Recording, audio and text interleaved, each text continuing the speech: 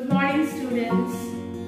I hope you all are fine. This video I am going to explain you the next part of the life process lesson, that is respiration in organisms.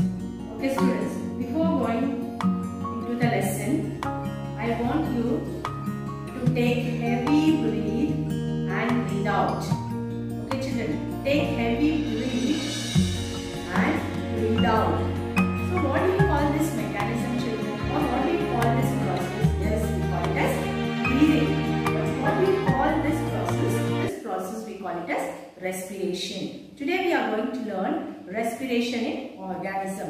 What is respiration? Respiration is the process in living organisms involving the production of energy with the intake of oxygen and the release of carbon dioxide from the organic substance. You all understood children? So respiration is the process in all the living organisms which involves the production of energy with the intake of oxygen and release of carbon dioxide from the oxidating of complex organic substances. You all understood children? So whatever food we take, that food is burnt, oxidized with the oxygen what we take and release energy. This process only we call it as respiration. And what are the respiratory substances children? The respiratory substances are the organic substances, the food what we take into our body to be oxidized.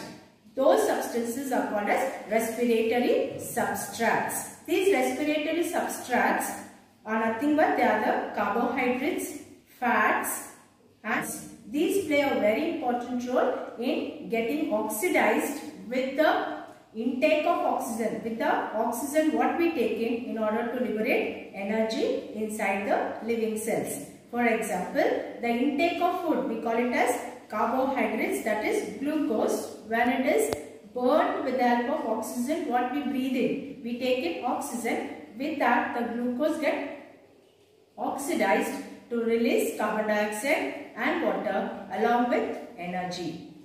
Now we shall learn the next part of the respiration, that is what are the steps involved in respiration.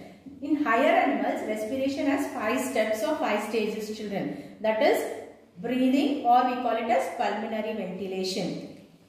What is this breathing or pulmonary ventilation? It is the movement of air in and out of the lungs. It involves movement of air in and out of the lungs through thoracic and diaphragm. These are the organs which help in taking in oxygen and giving out carbon dioxide. This we call it as breathing or pulmonary ventilation. The second is external respiration.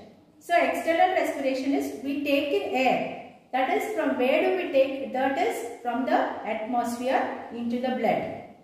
We take in air from the atmosphere into the blood, or exchange of gases between air and blood at pulmonary capillaries. We call it as external respiration.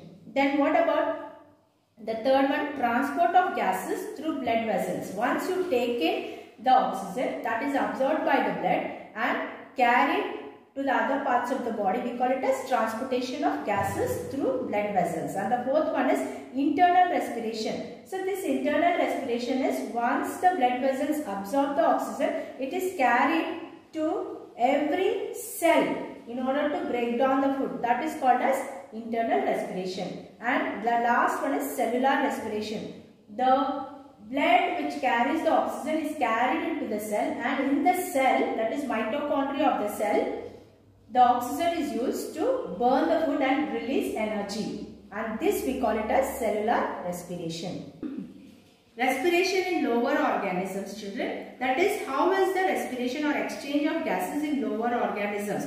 In lower organisms, if we take like paramecium, amoeba and hydra, these are unicellular, single cell. How is the respiration in these organisms? It is by simple diffusion. A single cell is necessary to take up the exchange of gases. That is called simple diffusion. So in these organisms, cells are in contact.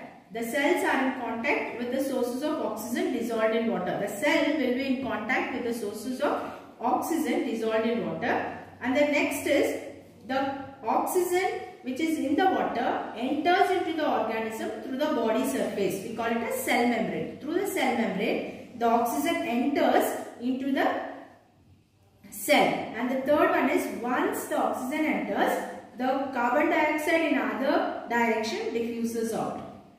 And next, the cell membrane is the respiratory surface. In lower organism, the cell membrane is the respiratory surface. And these organisms don't have any special structures for respiration. In little higher organisms like flatworms, roundworms, tapeworms, whipworms, how is the respiration? Respiration is again by simple diffusion. And if you come to little higher animals like fishes, what are the respiratory organs? It is the gills which helps in respiration.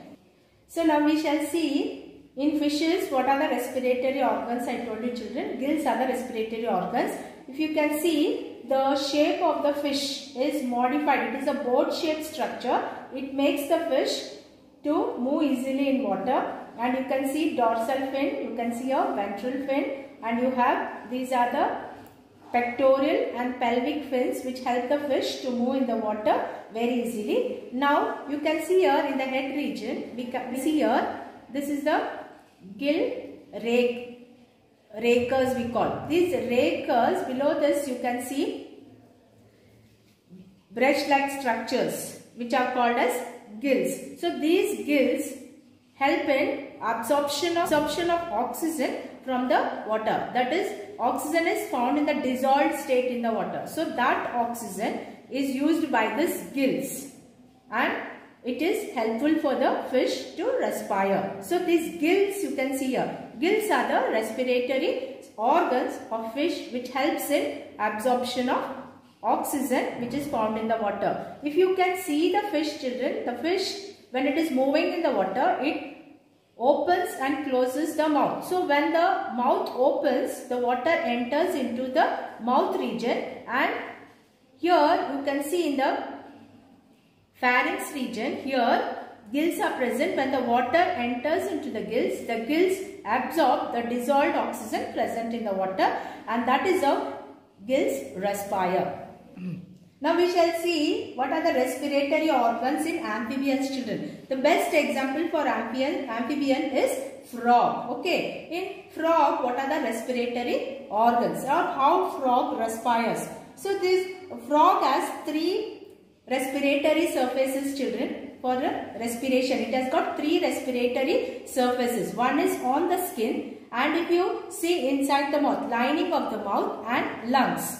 So frog is said to be amphibian because it can live both on land and in water. On land, lungs helps it to breathe the oxygen present in the atmosphere, and in water it is the moist skin which helps it to breathe in the water. So you can see on the skin, that is skin, you find skin also is one of the respiratory surface for the amphibians to breathe, and through buccal cavity. Even logs can breathe through buccal cavity. So inside the mouth there is a cavity or lining which helps in absorption of oxygen, and lungs also play a very important role in frogs or amphibians for respiration. Now we shall see respiratory organs in case of reptiles children. For reptiles, snake is the best example you can take. So in snake, what are the respiratory organs? So in snake has got well developed respiratory tract which has got an external nares. Okay, onto the surface of the head region, it has got external nares, and then it leads to nasal cavity, and inside you can see internal structures like glottis. Then it has got trachea, then bronchus, then lungs, then it has got air sacs, and then it doesn't have any diaphragm. No diaphragm. Reptiles don't have diaphragm, but it has got a well developed respiratory tract which helps in respiration. Now we shall learn in birds how is the respiratory system, or what are the respiratory organs connected to respiratory system. So birds are well advanced or well developed respiratory organs children. So in birds the process of breathing involves anterior sacs. Air sacs play a very important role. It has got front anterior sacs and lungs, and at the base of the lungs you can see posterior air sacs. So these air sacs helps the bird for breathing and also maintains body temperature and totally helps in respiration in case of birds. Okay children, in the next video I am going to explain you human respiratory system in detail, and for this video I am going to give you some assignment so that you copy the questions and write the answers. This will really help you for your exam. The first question is, what is respiration? Second is, what are respiratory substrates? Third, what are the steps involved in respiration? Fourth, how is respiration in lower organisms like amoeba, fishes, amphibians, reptiles and birds. Okay children, see you next video. Thank you.